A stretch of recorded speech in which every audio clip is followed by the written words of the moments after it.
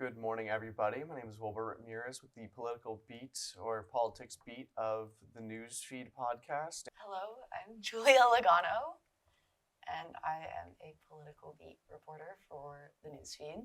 My name is Niall Stone. I'm also a political reporter on the politics beat. And we'll be discussing our interview with Malcolm House today. He's an Emory Law School student and a political science major. And we had asked him a couple questions about the current state of the United States political system. My opinion is generally the Trump administration. I would say, I don't love it, but I think at this point, I've been trying to take active steps to,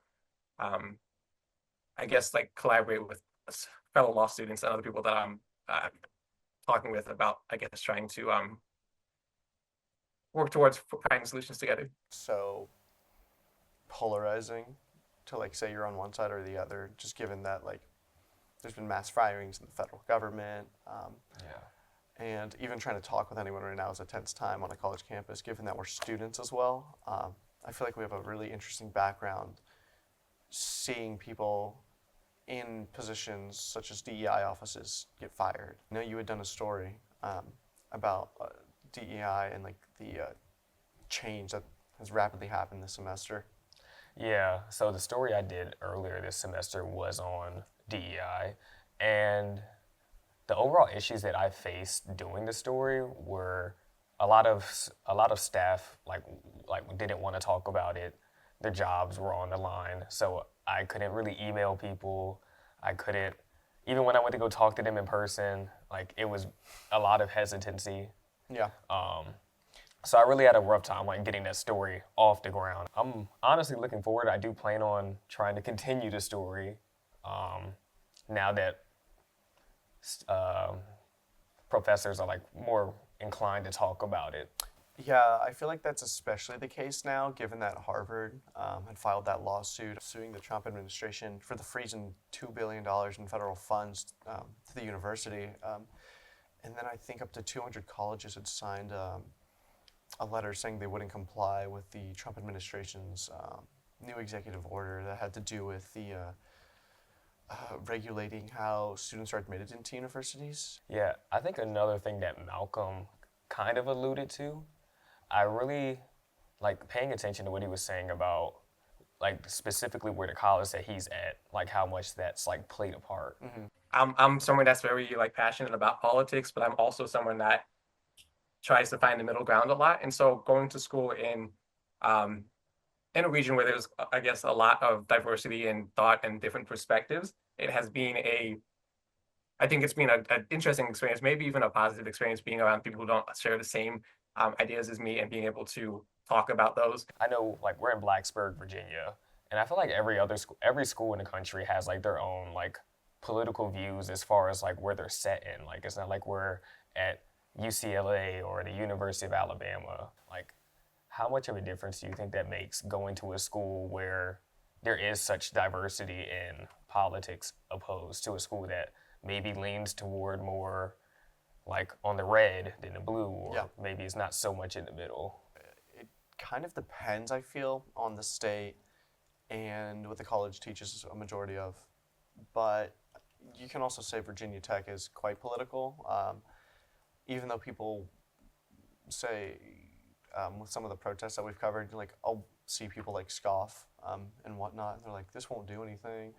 But I mean, the whole point of a protest is for attention and to raise awareness. Yes, another point that Malcolm had made was a lot of people find it frustrating that they can't do much, but if you are in positions of power, like Harvard, it's good to speak out. And I mean, the area where professionals and regular everyday citizens need to kind of stand up for the first line of defense, specifically because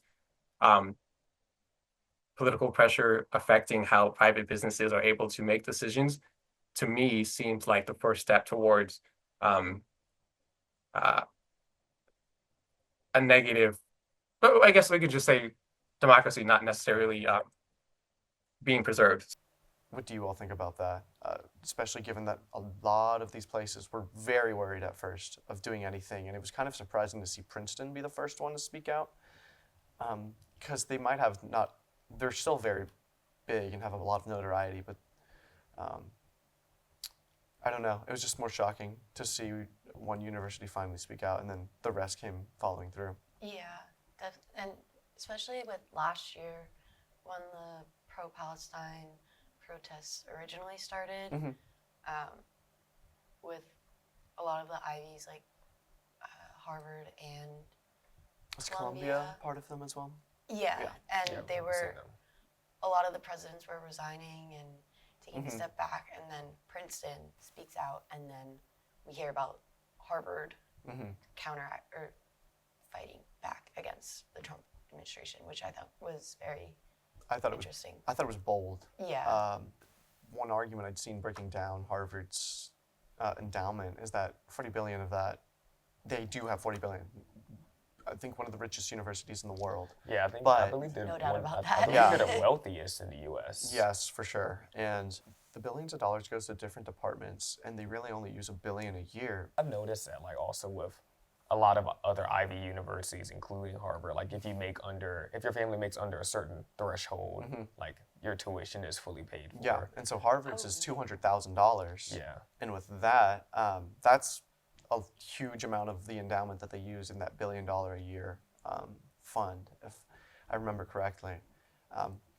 And so if they're only using $1 billion a year and the federal funds fund research for $2 billion, I mean, it's a pretty decent amount of money that they would have been losing that would then put strain on their research and just their students and faculty in general.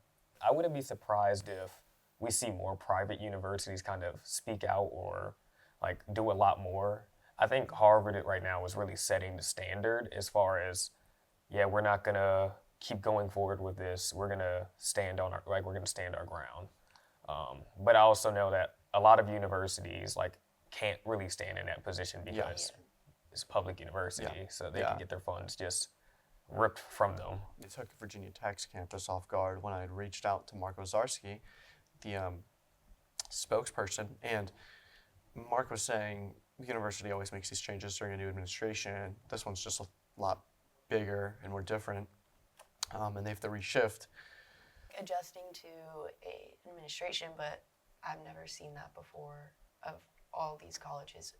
All of them, suddenly yeah. It's adjusting to cut a bunch of yeah. things that they market themselves, that they pride themselves on. When I had reached out to people to talk about research, this is the first story I had to anonymize people for because it was student researchers afraid that their work was going to be defunded just because they used the word women or they were studying a group that's marginalized or just smaller than others, such as like the LGBTQ. Effect of like, you don't realize what you're defunding until like it's too late. Yeah. One thing I'd seen Virginia Tech and other universities speak out against was the random visas that were revoked from international yeah. students. We had 9 here Yeah. get revoked, and I'd been covering a story for Cardinal News, and I'd gone to the Cranwell Center, and I asked to speak with someone. They're like, we cannot, we are absolutely slammed because all these students are afraid of what might happen to them.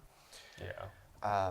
And it's fascinating to hear their takes and see what this administration is doing towards people that are simply visiting the country. Not even visiting, they're here to get an education because America prides itself on our education, or has historically, and this total paradigm shift in education is worrying to them and their families. And I know a lot are like, or the rumblings online are, we're not going to send people, even tourists, and tourism has started to back off from many countries, especially Canada, given the U.S.'s, a lot of people, like the rhetoric they have been saying is imperialistic stance of Trump saying he likes McKinley, or looks up to McKinley, who was a very imperialistic president. Yeah. And he also looks to the past on his justification for tariffs. And I think for as long as these tariffs keep going, like I think we'll start to notice like much more of like a dramatic shift in like these bigger companies because there's a lot of companies that like That make their stuff like overseas. And the tariffs have a ripple effect around the world because some other countries have started to adjust their prices. It doesn't just affect us, it affects our neighbors too, our allies, Yeah. and it's interesting to see this, especially with Canada. and the tumultuous relationship there. And it's really fascinating seeing them speak out because they were leaning conservative until Trump started bashing the country and basically saved Justin Trudeau and the Liberal Party there, even though he had stepped down saying he would. And now there's a snap election, and it looks like they might go for a Liberal win in, I think, early summer or late spring with that election. Along with this, it has been a busy semester covering politics. Yes. And Yes. I mean, Every day it's something new. yeah, Which I think as reporters, it's definitely interesting. I do like the fact of like, you know, we're getting nonstop work. Like we're always having something to report. But it's also like I understand that like also as a job as a reporter, like we have to ask people these things that they may not want to talk about. yep. And And it's I feel like we've all encountered that to some degree over the course of this semester. yeah, and it's there's been probably a not chilling done. effect around the campus, and it's been quite interesting to report on. Well, we haven't reported on the chilling effect, but noticing it while Yeah. trying to just get stories, especially this one. Yeah. Like many people are just afraid to speak out, which is a more worrisome thing in my opinion. Yeah. Because I noticed particularly for some of the stories I was doing over the course of the semester, it's been really hard to get an expert to kind of talk about things. Like, and I think that's kind of been like the tone for like politics the entire semester. Yeah. In a way, like, I think we've really been noticing like a student outcry opposed to like a professor or like faculty outcry. Yeah. Which is understandable why they can't, you know, talk about it. Yeah, But because they have to show non-bias in an educational sense, but then again, if it's going to affect your job and your family and you can't pay a mortgage or get groceries because of speaking out, that's obviously why people are afraid to. yeah. Other than that, it was great talking with you all today, and it was great interviewing Malcolm House and his Yes. interesting perspective that he gave us about his position as a law student and political science major. Yeah.